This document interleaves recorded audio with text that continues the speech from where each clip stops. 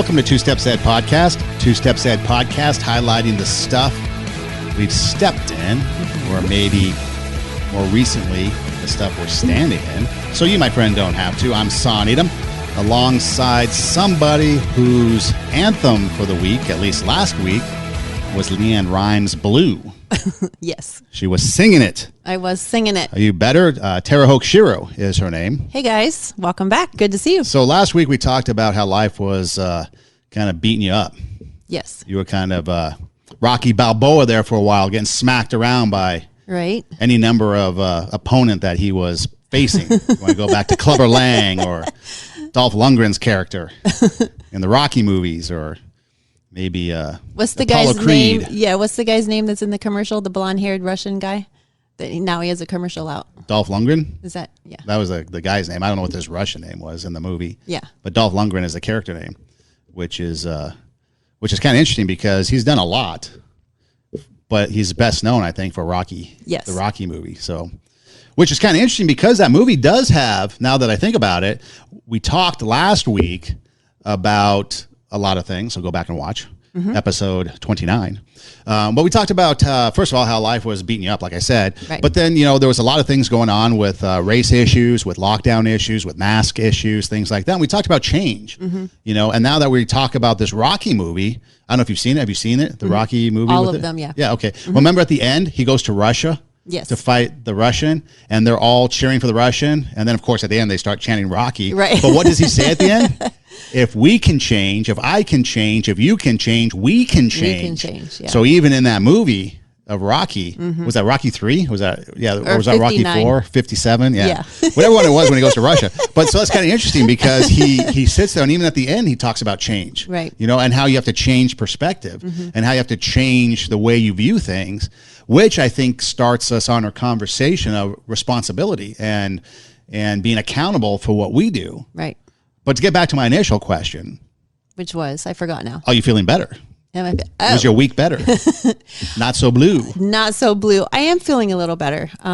It takes me a few days. I have these, episodes where I'm kind of thrown off balance and I'm like, okay, what the heck? And then once I process it and the words, start flowing, then I'm feeling stronger and, it's just kind of, I guess you don't do that, right? No. You don't go through those. No. You're just pretty much even keel, the same all the time, no matter what. Maybe that's because I'm a writer. Maybe I'm, writers have a tendency to be a little more. It's like they say, the poet needs the pain. Yeah, and so you kind of need some of that. Then you need to process it, and then you become creative through that. I totally do. I would not have half of the stuff that I've written or done if it wasn't for using the pain and wondering why and trying to figure it out. Yeah. But see, it's a learning thing because instead of me just sitting here looking at you as weak and all these other negative things, I'm growing with you. I'm understanding you. I'm understanding your mindset. I'm just kidding. I was going to say, are you really? No, I don't think so. No, but it is because again, we started this podcast, almost was, I guess this is our 30th episode. Yeah. So 30 episodes ago. Happy anniversary. Yes. And as we've been doing it, and as we've been coming together and talking, we've been kind of learning more about each other because, again, if you go back to episode 25, our anniversary episode, you'll get kind of a gist of how this came about. And we really didn't know each other prior to that a whole lot. And so we've been kind of learning about each other through these conversations. And one of the things is understanding your process. Even starting from the beginning, you wanted a business plan and you wanted all this stuff laid out. And I'm like, no, let's just go. Let's just do it. And so we come from two different on the spectrum, two ends of the spectrum and coming together. And so understanding, so even just in doing something as simple as a podcast, having an understanding of how somebody else works so that way you guys can work together. In our case, we can work together to make this thing successful. You have to have an understanding. You have to have a mindset that maybe has some change, and some flexibility of understanding so that way you can make it work because it's just how life is. And we are I'm glad to hear that you're growing along with me because I sent you a text the other day, thanking you because your thing is let's just do it. No, we don't need to think about it. We don't need to plan it. Let's just do it and let's just move forward. I'm like, that doesn't make sense to me. We gotta have a plan. We have a plan for everything. And so I'm also learning. You're also pulling me over to the other side. of just doing things. And actually, this mug is part of that, because this mug that I'm holding in my hand, I showed this to you last week, and I'm going to show it to you again because it's the only sample that has come so far because of all the shipping things going on with coronavirus. But I would not have designed shirts and mugs and hats and all of the things that I have designed recently. I would not have opened a store. I would not have done all that, just pulled the trigger, just like, oh, okay, you want merchant? He'd said, let's have some merchandise. I'm like, okay. And then I'm like, oh, well, might as well just design some things while I'm here that I've been thinking. I never would have done that. So thank you to you. You're rubbing off on me. And well, this too, I mean, she created these tumblers as well. I did. And you should, as you mentioned it, and actually it's really cool stuff. There's mugs, there's T-shirts, there's 2 Steps Ahead memorabilia. But if you go to, what's your website? TaraShiro.com. So you can either go there and look at all her great stuff, buy her books and everything, or if you want a quicker way because you don't remember the .com or the website, you can go to 2 Steps Ahead Podcast. There's a link in the bio on Instagram. Click the link, and then some options will come up. There's an option for a YouTube channel. There's an option for a Spotify channel. There's an option for a SoundCloud channel. And then there's an option that says Swag Shop, and you can click on the Swag Shop, and that'll take you to the store, and you can see all the different things that are there, which could be good for Father's Day.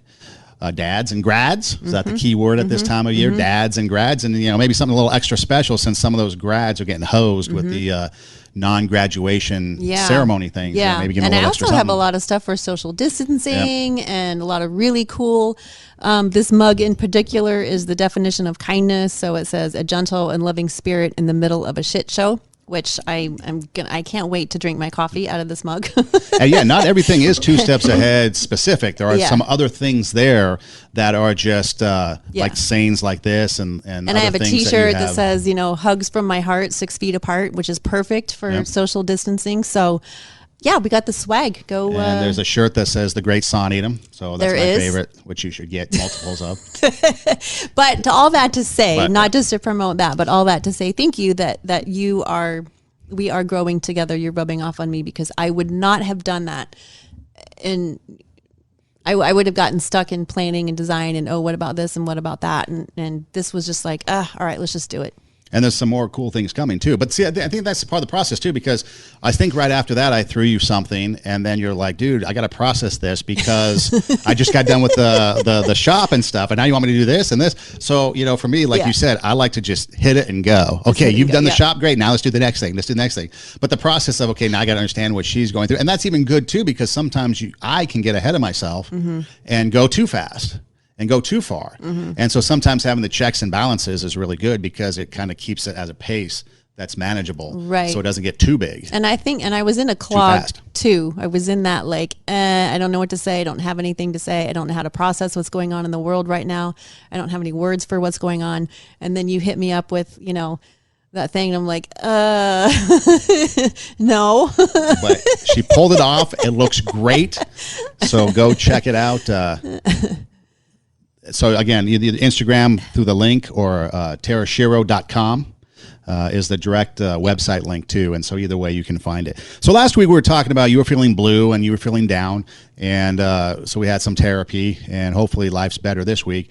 But based on last week, I started thinking about some things. And you know what? When we talked about change, if I can use a couple quick analogies from last week, we talked about basically Michael Jackson singing The Man in the Mirror, wanting to change. Okay. So if we want change, we have to make change happen ourselves. Right. 2, we have to have an understanding of the other person, what they're going through. So maybe we're going to ask some questions and maybe we want to find out what they're going through. Maybe we have to change our perspective because our influences and the people that influenced us might not have been correct or might have been different or times have changed. Okay. So there's a lot of things going on. But I think one of the things that we didn't touch on that maybe we can touch on this week is accountability, self-responsibility, which is a little different than understanding because we like to place blame on other people, blame on other things. Something happens and it's already somebody else's fault. Right. And I think one of the things, how it started in a way, which is kind of interesting, if you guys are familiar with Harvey Milk, I don't know if you're familiar with Harvey Milk. I think Sean Penn played him in a movie. Well, Harvey Milk was murdered. And the defense was viciously, right? Yeah, it was a vicious crime. And the defense became depression, but depression was fueled by bad diet because the guy ate a lot of Twinkies. Thus, the Twinkie defense. And he got, I think, voluntary manslaughter or something like that. Wow. But then this term, Twinkie defense, blame the Twinkies. And that's what kind of set off this blame anything but take self-responsibility. And we don't have to keep it in the criminal world, but I thought it was interesting how that kind of starts the trend that really became popular of blaming something else, coming up with some nutty thing to excuse what we've done and what we don't want to take responsibility for. My dog ate my homework. Something as simple as that. Did you homework? Oh, my dog ate it. Why were you late to work? Traffic on the freeway, which is probably legitimate. So, but again, we like to make excuses for things. And so that makes it a part of the conversation in change and dealing with our community and our neighborhood and people of, that we're maybe don't understand is then taking responsibility for some of that, taking some responsibility for our actions. Yeah, and I think, and as you were talking, it reminds me that here's a tangential plot line, as you like to say. Yes, tangential. Okay, for those that might not know, you have to give the definition of tangential, because to be honest, my definition of tangential is completely different than what her definition of tangential, which is the real definition. Right. I just throw it out there for whatever reason. So in writing in a book, you do not want to have a tangential plot line, because that means that your plot line is going off in a bunch of different tangents, and you want to have one single plot line that the reader can follow all the way through. So if you're going off on a bunch of tangents, that's not good. But I'm going to go off on a tangent. So that reminded our podcast is not tangential. Yeah, it's not supposed to be anyway. And so I was, and now I completely forgot what I was going to say. And now I'll give you it was tangential. That was tangential. You were saying that the So we had the Twinkie defense. So we're making excuses for things. So it reminds me that last week we were talking about seeing things in the media that we don't have an example of the quote unquote right way to have a conversation, because we have this tendency to pit different sides against each other. And so when we're talking about taking accountability or taking responsibility, and you mentioned the Harvey Milk thing, like, again, when we have shows and movies and commercials and whatever, again, there's like very little example, not too many examples of people struggling to do the right thing. It's always, there are some, but in a lot of times it's showing the bad side of us, and it's not that.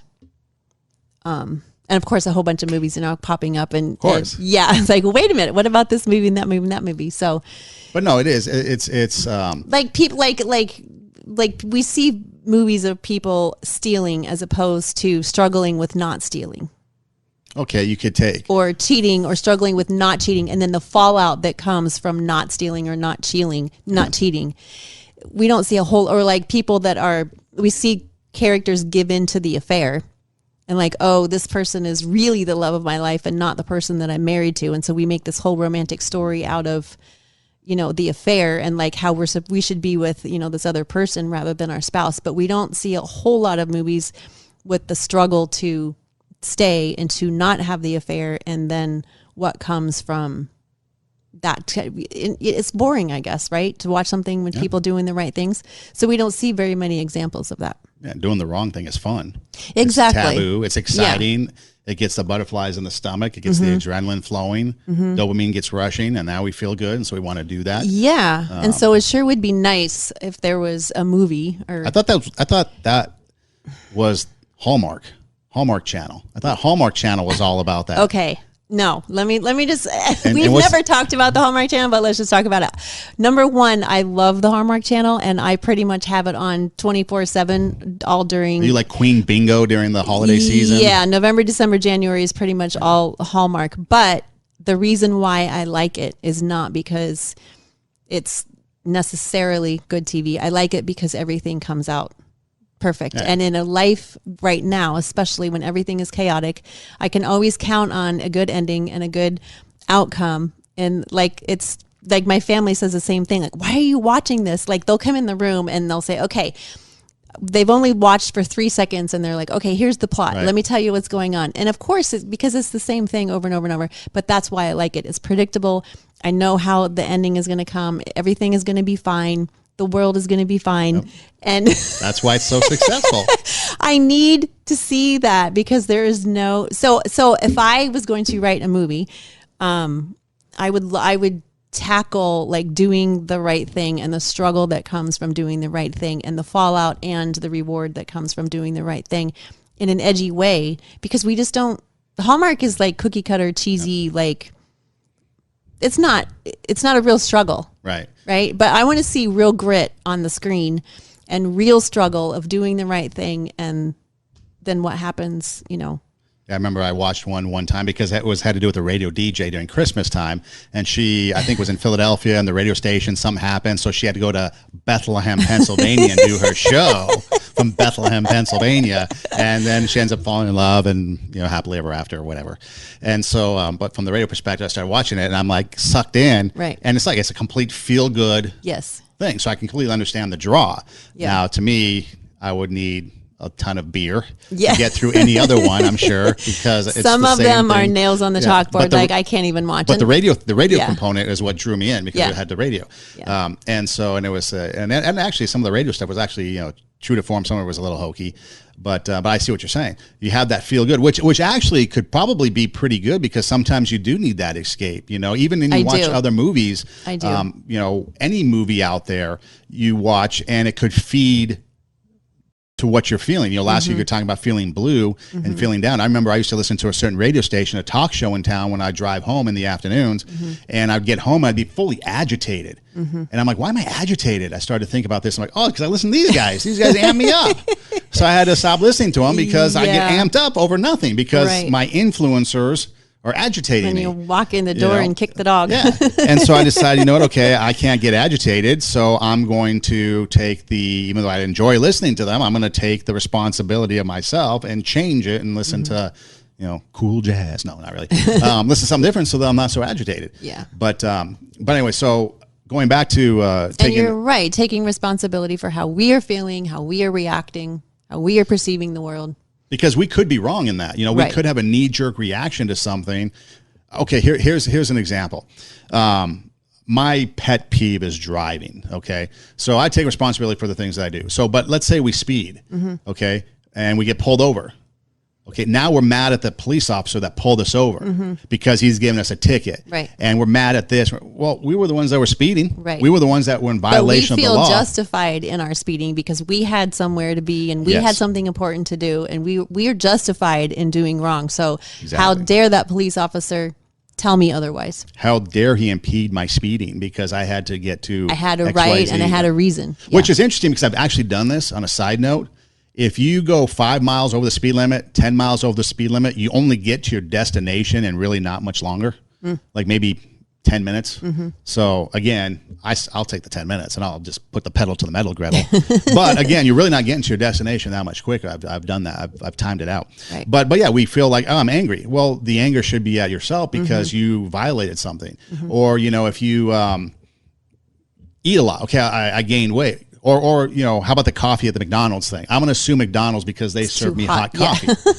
Well, coffee was supposed to be served hot. I'm not a coffee drinker, but I assume coffee is supposed to. So we were happening to be a little clumsy and spill coffee. Now we're going to blame somebody else. Right. So why do we do that? Right. Why don't we just take the responsibility ourselves?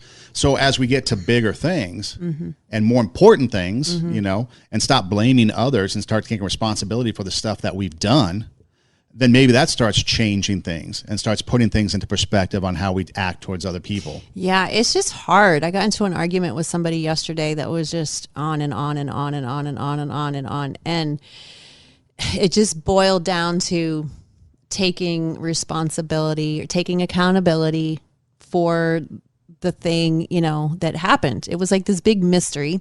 And we were just arguing, you know, about what, about the event, like how this occurred. And so maybe it's this, maybe it's that, maybe it's this. But the bottom line is that we don't know truly what happened, and we can guess, but one of us was at fault. That's what we do know. So right? So one of us was at fault. And rather than us saving the argument and saying, okay, it's obviously one of our faults. Who cares? Seriously, whose fault it was. Who cares? Let's just say it's just a 50-50 thing. It could have been my fault, could have been your fault, and let's just call it a day. But no, we argued and went round and round and round and round and round. And this person was like, okay, 10% my fault, but 90% your fault. And I'm like, what? And we just went around and around and around and around and around. And it was just stupid. And so we don't, and I think that that's just a silly, everything is stressful right now and everything, and everybody's kind of like on a hairpin trigger. But in order to accept responsibility, we have to volunteer to look bad, and we don't want to do that. So like on a higher level, like say for like a congressman or a president or somebody that's gotten caught in a Ponzi scheme or in an affair, the famous, I did not have sex with that woman. We deny because we don't want to look bad until it gets to the point where it's so obvious. And then it's like, okay, well, maybe I did, but we don't want to look bad because then we have to admit that what we did was wrong, and we were justified in our mind when we did it in the first place. That's why we did it. So we don't want to go against and say, okay, now it was wrong, because then we have to answer the question, well, why did you do that? Why did you lie? Why did you take it? Why are you not forthcoming in this information? Why are you hiding? Because then we have to admit that there's a side of us that's not on the up and up. And we don't want to do that. Right? We just don't. Otherwise, we wouldn't have done it if there wouldn't be this like back and forth within ourselves. If we were completely on the up and up, it wouldn't even be a struggle. We would never tell a lie. We would always be honest. We would never manipulate, hide, do anything. But that's human nature, is that's what we do. And in this conversation, with this person, I was just like, I don't understand what the big deal is. Like, why can't we just like say it was, we don't know. It's okay. The thing happened, right? It's done. It's over. It was one of our faults. Who cares? Let's just move on.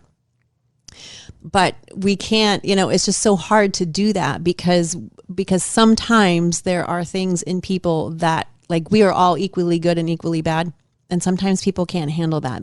Sometimes we have this vision of ourselves that we're better than we are, and that we're all, maybe there's a little bit. Yeah, I get it. I make mistakes or whatever. But there's this bigger part that we don't want to admit to. Like babies are not born.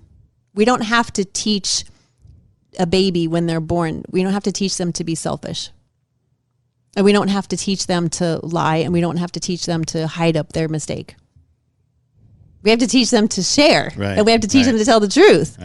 Right. And as adults, it's like, well, wait a second. If that was in there at birth, if I didn't have to have somebody show me how to be selfish, then what makes me think that I've arrived and gotten rid of that selfish nature? Like where's that? We don't have a graduation from, okay, when babies are born, they're naturally selfish. They don't want to share their toys. And this is the point in life where you stop being we don't have that. So we're still selfish. We handle it better now, but we're still selfish, and we still lie, and we still cheat, and we still manipulate. But we don't want to admit that. Oh no, we're not that way anymore. We're like, of course I'm like, when I hand out, it's comical. We've been doing a lot of reviews, at work, and I created this whole, system of like questions where people have to answer them 1 through 10. And one of them is about trust and honesty and integrity. And that's part of the review. Like they're graded on their job performance, like the technical skills things, but then we're also grading them on their character. And I have people from their team fill it out about them. And, it's just comical. Like sometimes people will, and I also have them do a self review. Some people will do that trust one, the character one, and they'll give themselves all 10s. And it literally says like who is honest 10% at 10 out of 10? Nobody. But it makes me laugh because they'll fill out they'll give themselves all 10s in integrity and character and honesty. But then when they review other people, it's like, 3s, 4s. Well, because I think we have this. What? Yeah, well, that's the thing. We have an expectation that, first off, we're better than everybody, Right. And so and then two, we have to point out the faults in other people. I'm reminded of the lyrics from a Gin Blossom song. If you don't expect too much from me, you might not be let down. Right. And I think there's a certain amount of truth in that, from the standpoint that we try to we put people up on a pedestal. Yeah. And when they do something wrong, we excuse it because, it's just an athlete. It's just a celebrity. It's just a whomever. So it's okay. And then they don't take responsibility because they don't have to, because they get a pass. And so then that trickles down because we want to emulate our heroes. And so who are our heroes? Could be Larry Boy for all we know. And so then when it comes to like a work situation where we don't necessarily have celebrities or people that are above the fray, we have people that just like us, then we have to sit there and make ourselves feel better by putting them down and raising us and elevating us. And then when something does happen, like you said, because pride steps in, we don't want to take the accountability, and we don't want to take okay, I did something wrong, I'm sorry, and we have to deflect and put blame. I remember I was getting my master's degree in coaching and athletic administration from a school, and we had to put together this huge binder thing, like a thesis, but it wasn't a traditional thesis. It was like 2 years of our work put into this thing, and it was like 3 inches thick by the time I got done with it, 4 inches maybe. And so it was a newer program, and so they were encouraging us to share information, like share how we were putting these things together, because the school really didn't offer up, because I guess they really didn't know the best way for us to put together these final projects. And so people that had finished would then have their projects available that we could see, so that we can kind of get an idea of how we should put ours together, so that there could be some form of, or some form of uniformity, or some kind of uniformity, but yet individual, our own work. Anyway, so I got mine done and I graduated. And so a fellow student that was a little bit behind me was getting ready to put her stuff together, and she wanted to see mine. Well, she was still taking a final class, and so basically what she did was she ripped off a paper of mine, and she plagiarized, basically changed the name and turned it in. Oh, no. So I get a phone call from her, and I was pretty excited to get a phone call from her because I was thinking, hey, you're graduating. Well, she told me that she plagiarized a paper and that she fessed up to it, and she told the school, because I guess the school was going to call me and thinking about possibly revoking my credential for cheating or whatever. And I had nothing to do with it. I like I said, I had nothing to do with cheating. But for me, her calling and taking the and being upfront and being honest, like I didn't get upset that she took my paper then. Right. I was like, oh, okay. It diffused the whole situation. Yeah. And I mean, I wasn't happy about it. But then first I'm like, man, that must have been a damn good paper, because she wants to rip it off, because she was a better academic than I was. Yeah. And I'm like, man, that must have been a really good paper. And then two, I'm like, how stupid, because it was a pretty specific niche paper that's not just common, Right. And we all have the so same it would have been professor. easy. Yeah. Yeah. So it was an easy zing. But she fessed up and she took it, and I haven't heard from her since. I think she, whatever, who knows. But she took the blame. And so for me, early on in the academic world, it kind of made sense. Like, you know what? By her taking the accountability and taking the responsibility, it diffused the situation, but it also kind of gave me a learning point that, you know what? That shows character. Yes. When you can take something, because her excuse was that she was, she had her job, because this is a master's degree. So we have our jobs. So we're doing our jobs, and it was, the job was getting behind. I think she was in academics, maybe teaching at high school or something like that, athletic director. So she had a demanding job, running out of time. The class was ending. She wanted to graduate. So all this stuff starts compounding. So you make excuses, right? And so thus the excuse was all this stuff, but she didn't leave it at the excuse. That was the reason, kind of like the Twinkies led to depression, but the Twinkies weren't the cause of the murder of Harvey Milk. So she had her reasons for wanting to plagiarize the paper and just turn it in because she was behind times. But then she took the responsibility. Yeah, I did that, and so that makes character stand out, even though you did something wrong. To stand up and say, "I did it," which is a lesson that can be learned, so that then when you go down the line and something comes up, I remember, okay, this is what she did. Now, do I want to be like her and have character be like, hey, I did something wrong. Yeah, I admit it. Or do I want to be like maybe everybody else and blame somebody else and not take the responsibility and not be accountable for my actions? Well, sometimes, the accountability for our actions are expensive. And so even though we know that what we did was wrong, it's like, ooh, I do not want those consequences.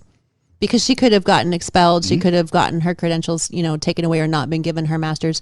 How many times have you heard of people getting into a car accident where one of the people the at fault person will say it wasn't my fault, and they'll try to change the story and make it look like the other person, was at fault. Why? Because they don't want to be accountable. They don't want their insurance to go up. They don't want to have to pay, for the accident. There's all kinds of ways that we don't want to take accountability, for our actions. But I think it's just that part of us that, why did we, do that in the first place?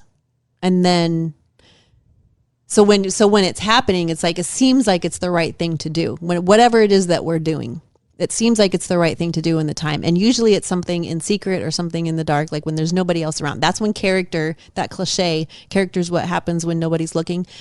So, it's easy to cheat, or it's easy to lie, or it's easy to do something nefarious when nobody's looking. And we think that we're fine, we're getting away with it. But then when we get caught, or when we have to fess up to it, then it's like, okay, now I have to admit that there's this side of me that doesn't look good. There's this side of me that is not pleasing. That's not, that people would be appalled by, right? We want to keep our secrets in our closet. And so it's like, no, right. I didn't do that. No, I wouldn't do that. I wouldn't, because it's just so ugly to us to think that we would do such a thing. And we don't want other people to, because then, then we're going to not be accepted or belong, or people don't want to be friends with us, or, whatever. So we just deny. And people pleasers in particular have a very difficult time, because if they admit anything that they've done wrong, it's not pleasing, and their whole goal is to be pleasing. So, or codependents can't, admit it, because then it throws off the balance of, the codependence. And so there's always something in all of us that we do that. So I'm dying to know. I know you're not going to tell me, but I'm dying to know what you're. I've got a DIY special coming out, home makeover. Well, I'm redoing my closet because it's too small to stuff all the skeletons in it. So I got to create a bigger walk-in closet to stick all the skeletons for all your in skeletons. Yes, because it's so it's coming coming soon. Skeleton management, right? Yeah, skeleton management 101. Yes. Stick them in the closet. Make sure it's not a broom closet, because you run out of room real quick. Yeah, create a bigger closet. But I think as I've gotten older, I think that for me, plus I've gotten to the point where I just don't care, that people ask me, why did you do something? Because I wanted to. Because I wanted to. Now, I try not to do things that are bad, as far as detrimental to, whatever it might be. And so obviously it comes down to, do I want to do the right thing? Do I want to do the wrong thing? I can't remember the last time I got pulled over. I think I got pulled over for something. And the guy was like, why, do you know why I pulled you over? And of course it's like, no, you play that game. Because I really didn't, to be honest. It could have been 4 things he pulled me over for. I'm not going to admit to something if he didn't see it. And then he's like, you were speeding, maybe. Whatever it was. But I remember my response was, he goes, why were you doing that? Because I wanted to. He's like, oh, I like the honesty. Oh, that's what it was. It was in Nebraska. And so I had the open road. That's what it was. It was in Nebraska, and there the speed limits on the highway were 75. Right. And so I was and of course there's nobody around but cows. Right. And so I was probably punching 100, maybe, I don't know. And all of a sudden out of nowhere, this local sheriff guy, this Roscoe P. Coltrane, comes out of nowhere, pulls me over. He's like, you know why you're speeding? Or why were you speeding? I'm like, I wanted to. And he goes, seriously? I'm like, well, I had, work. I have to get across the state, blah, blah, blah. So I tell him, but I'm like, basically I wanted to. And so he's like, oh, well, because you admitted you really wanted to and didn't really come up with an excuse. He goes, I'll give you a warning, slow down, because you'd rather get there alive than, not alive, than not get there at all. So I'm like, I get that. That makes sense. But he kind of was taken aback because he was expecting excuses. Right. And it's funny because there was a time, and I just read an article about excuses that police officers get when they get pulled over. That's a funny article. And one of them was, there was a grasshopper on the hood of my car that I was trying to get off. And so I thought about all these multiple things going through my mind of laying down this excuse to this guy. Yeah. But then I thought maybe he didn't read the article and he wouldn't find it funny.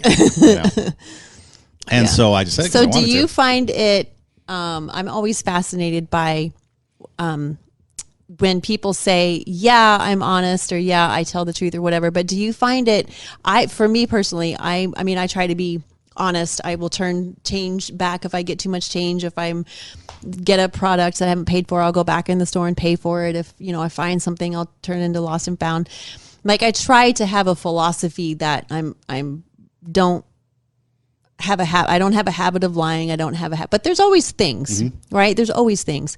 So do you find, so like I see like in examples that people say, like, it's easier to be honest in certain situations than in other situations.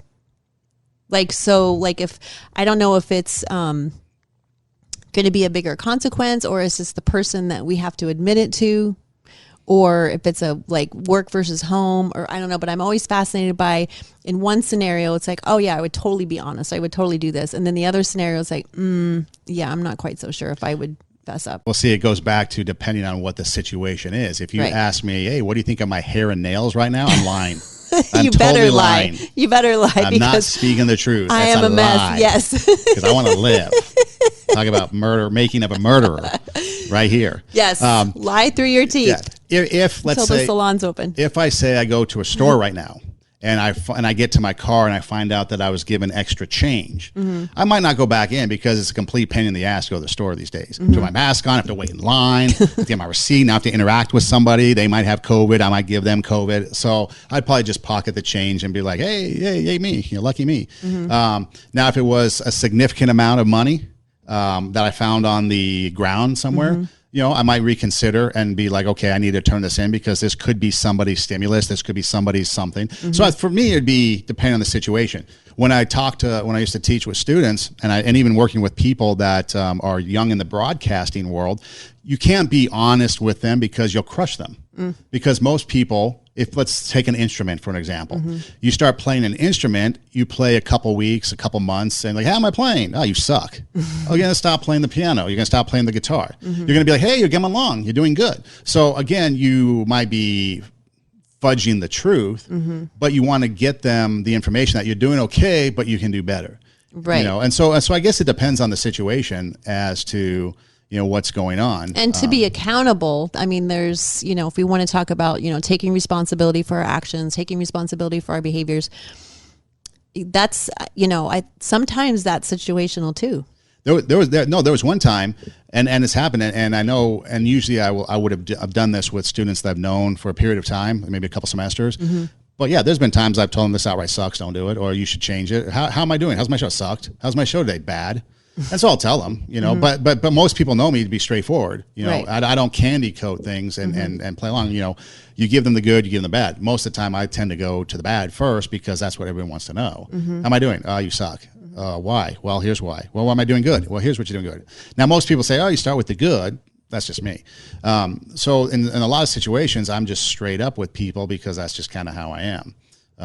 But what, so like for our own character, our own behavior that people are offended by, like, or something that we just did, that's wrong. Like, I just find it interesting that, like, we're getting back to the congressman and the senator on TV. It's like, we're all looking at it. It's like, okay, why it's kind of obvious that you did it. So why not just say, I did it. So there's situations that are easier to be accountable in. Okay, here's an example. Others. Maybe here's a simple example maybe that we could correlate to. So everybody's in lockdown, and Michigan's in lockdown, and so they've got some of the more severe, strict lockdown rules.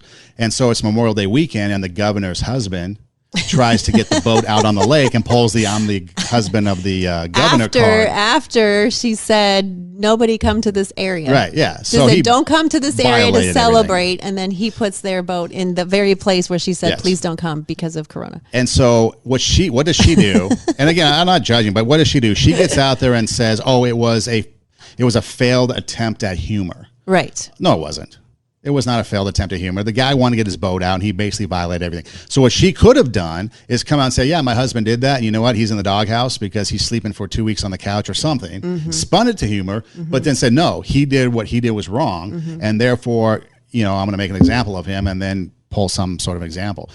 Something as simple as that, you should just fess up and do. And then for me, stuff like that, I would do because, I'm not perfect. I don't think people expect me to be perfect. and I don't really have anything to hide or anything to, cower from. So if I do something, most of the time, I'll fess up to it. But it also depends on what's the ramifications for things down the road, right, or for other people involved. Right. And so there it might be fudging, again, that kind of like that CIA lie where you kind of give the half truth to protect maybe some other people, not the maybe the more innocent. So I've done stuff like that. But I guess it just kind of depends on the situation, because again, not everybody is going to look at the situation in a certain way. So cheating and submitting a paper, okay, yeah, that's black and white pretty much. You plagiarized, therefore you fail, therefore this happens. Okay, I fessed up, I did that. There really is no getting out of it, because that's my paper. I submitted this 2 semesters ago, and now you're submitting it. Okay, so there's no way getting around it. Yeah, your husband was on the boat. Yeah, he did that, and now he's in big trouble. Okay, things like that, you should just fess up, because it makes you look bad too, and I think it even ruins your character a lot more. But if there's other things that come around, maybe it's not so. Hey, why did you steal something? Well, what did I steal? Okay, maybe I stole something because it was for somebody else. To make it right or wrong, I don't know. And I can't really think of a good example to throw down there, but but it's not always black and white. Yeah, again. it's not always black and white, and I think that people have a tendency to be okay with lying if it's for a greater cause, if it's for the greater good.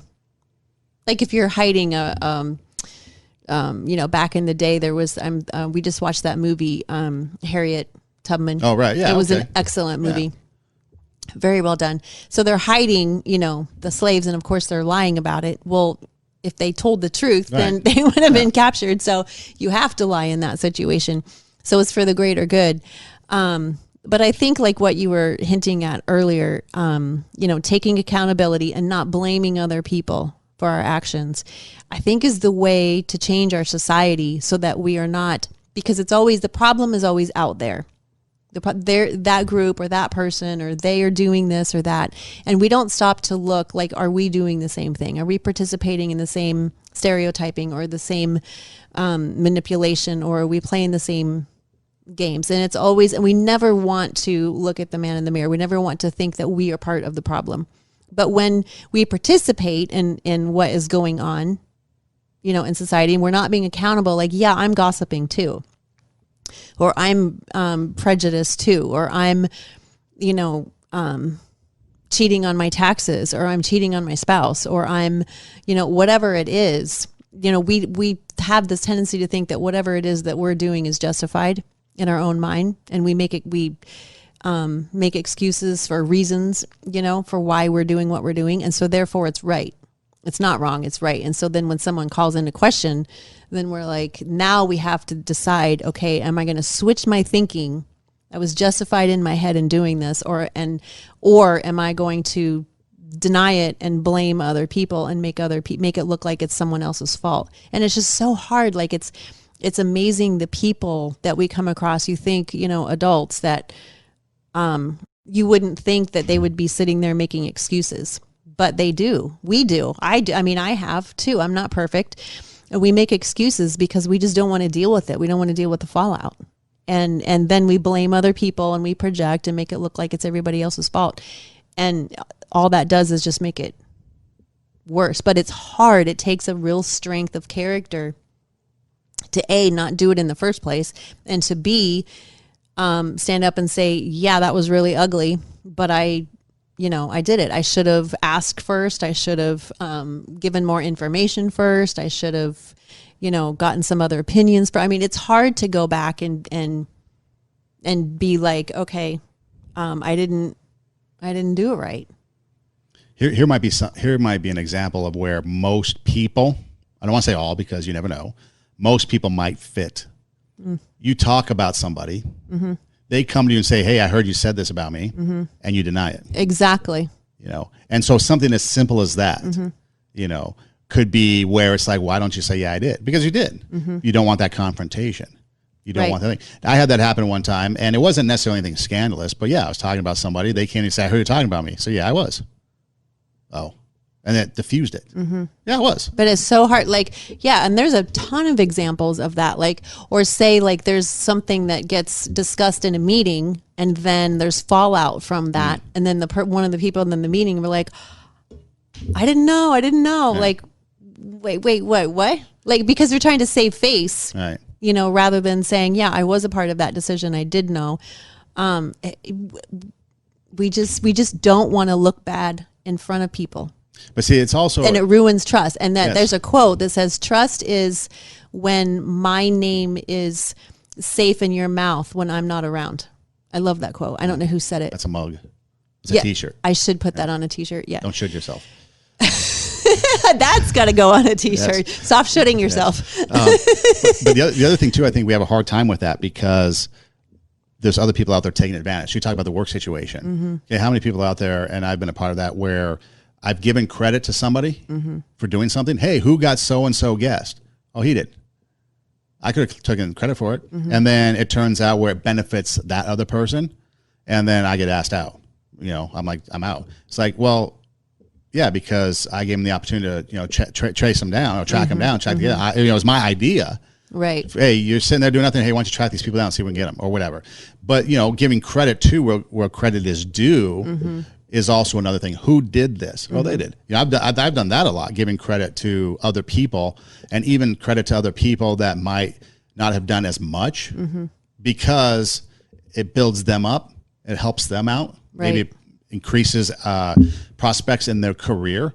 So I've done stuff like that. I don't know if people have done that for me. I don't really care, but it'd be nice. But I've done stuff like that. And so it's like the reverse, I guess, of that. Are you talking bad about somebody? Did you do something not facing up to something you've done? But what about giving credit to somebody who actually deserves it, not taking the credit? Because in the radio business, people always take credit for things that they've never done or they haven't done. I mean, that's just huge. It was always, the joke was always, at one point for one show I was working on, the joke was always, if things are going good, the hosts get the credit. If things are going bad, I got the blame. And it didn't matter what it was. It could be my idea that for the greatest thing in the world, which happened a few times, or it could be the host's idea and I still get the blame for it. Exactly. Okay. And that's always what it was. So I guess, and I guess maybe that's the other thing too, as we talk through things, being in the radio world, the perspective of things change so much because you have to protect the host and the credibility of the host. And so sometimes you take the blame. Hey, did the host? No, I did it. Hey, did the host? No, I make an excuse for why this happened. Right. Why didn't this come through? Maybe, or better yet, inside secrets. If I'm producing a show and for whatever reason the host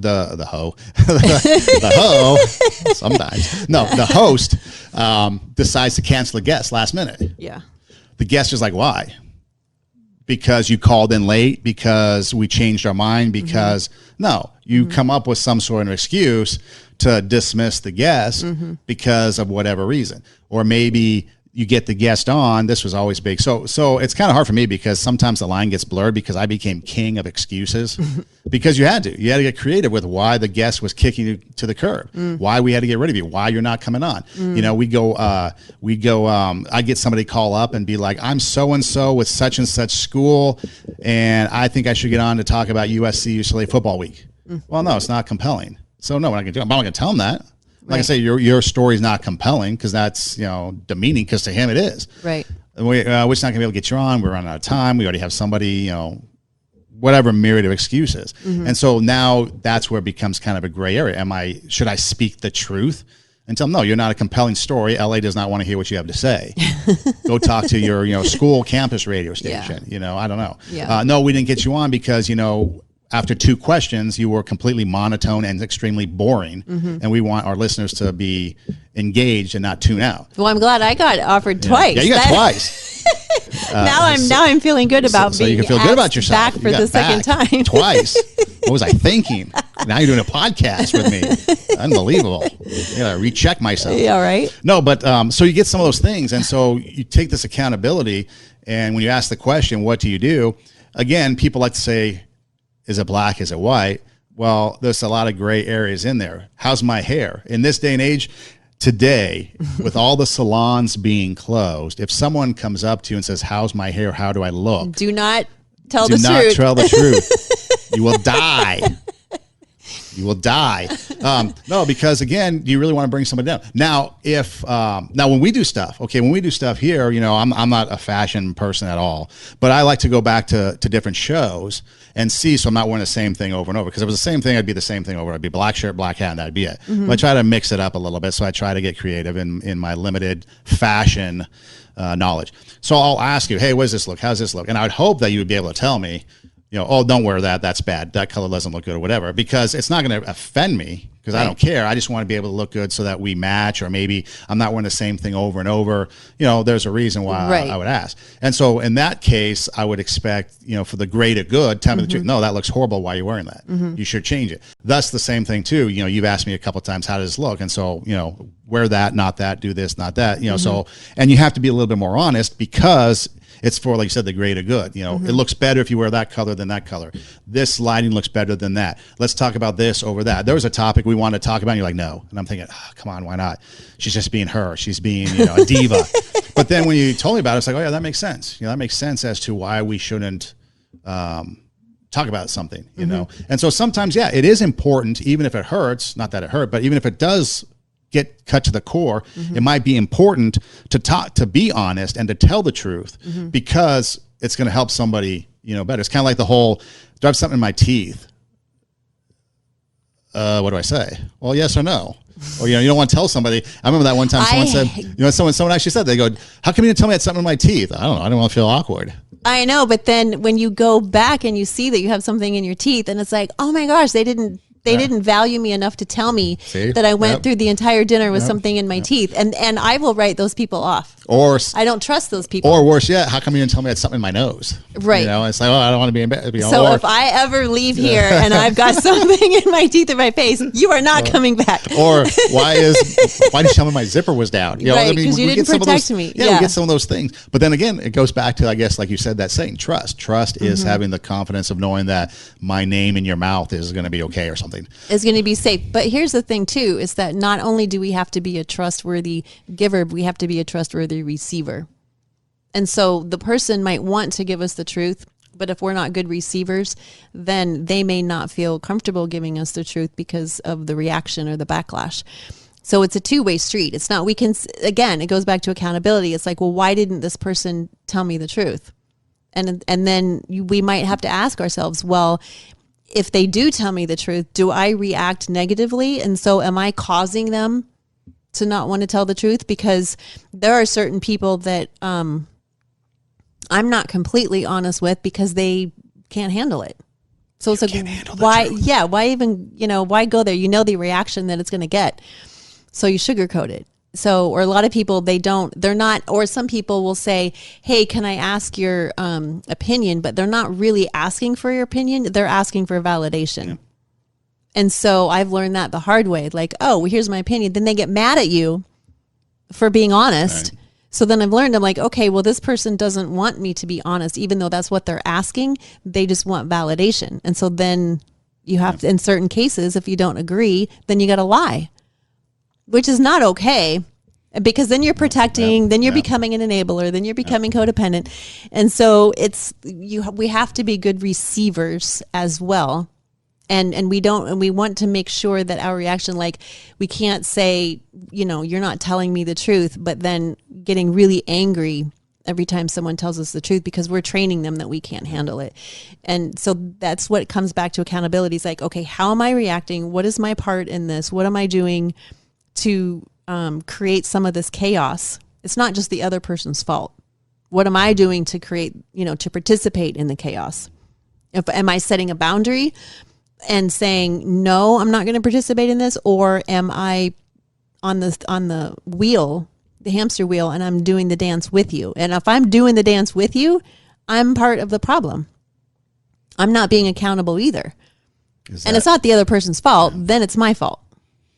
Yeah. It's like I said, it goes back to, we like to think in terms of black and white, right, wrong, this, that, absolutes. Mm-hmm. And life really isn't about absolutes. There's a lot of different tangibles in there that create then what a response is going to be. Mm-hmm. I know most people that, know me for any extended period of time know that I'm pretty much a straight shooter, and especially in the professional world, pretty much a straight shooter. Like to have some fun. but they also know that, I can keep secrets. And so a lot of you, if I write a book, you better run for the hills. No. But that's the other thing too. So it's like, like you said, having that trust for people to come talk to you, having that trust to be able to tell people that what I am telling you, you might not like to hear, but it's not from a negative thing. It's from a good place. Right. Because to I help want you to grow. Yes, exactly. And so sometimes that's important too. We like to often think, as we got to wrap up here, in the negatives. I'm going to talk about you and it's going to be negative, or everything I do is negative, or negative, negative, negative. But there's positive to telling the truth. There's positive to accountability. There's positive to being, self-responsibility, taking responsibility for yourself. There's positives in that, and sometimes we need to focus on that for growth, as opposed to the negative, to be afraid of and cowering behind, what might the consequences be, because we can grow. Like I've always said, you learn in sports, you learn more sometimes from a loss than you do a win. And a lot of times you learn more from a loss than a win. And so when we do things wrong and we learn from that and we take responsibility, we can grow further than what we do if we get away with it. Right. And we have to be able to handle that, the discomfort, the failure, the struggle. We have to be able to handle those consequences in order to get to the other side and be stronger. Two Steps Ahead podcast is who we are, highlighting the stuff we've stepped in so you don't have to. Check us out on Instagram at 2 Steps Ahead podcast. There is a link in the bio, and if you click that link, it'll bring up some options. You have an option to click to go to our YouTube page. Go to our YouTube page and subscribe, watch all the videos. There's the SoundCloud page where you can even download these shows and take them with you, or there's a Spotify page where you can click and Spotify pops up and plays our shows.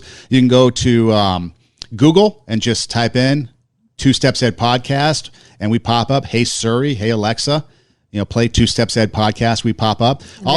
Also a swag shop. Yes, the swag shop, I forgot, is in the link. If you go to the link in the bio, on Instagram at 2 Steps Ahead podcast. Also in Pasadena, we're on TV, channel 32, Spectrum, channel 32, and AT&T Uverse, channel 99. In Pasadena. In Long Beach, we're on Spectrum Channel 32 and Frontier Channel 41, and more TV stations coming your way, so stay tuned for that. My personal Instagram is at EdomRocks, EIDEMROCKS. You can reach me there. Same thing, link in the bio takes you to all the same places. And then for you, your info is? I am at Instagram at Tara Hokeshiro, TaraHokeschiro. And there's also a link in my bio to go straight to my website. And you will find, again, all of the YouTube videos, the swag shop, a blog.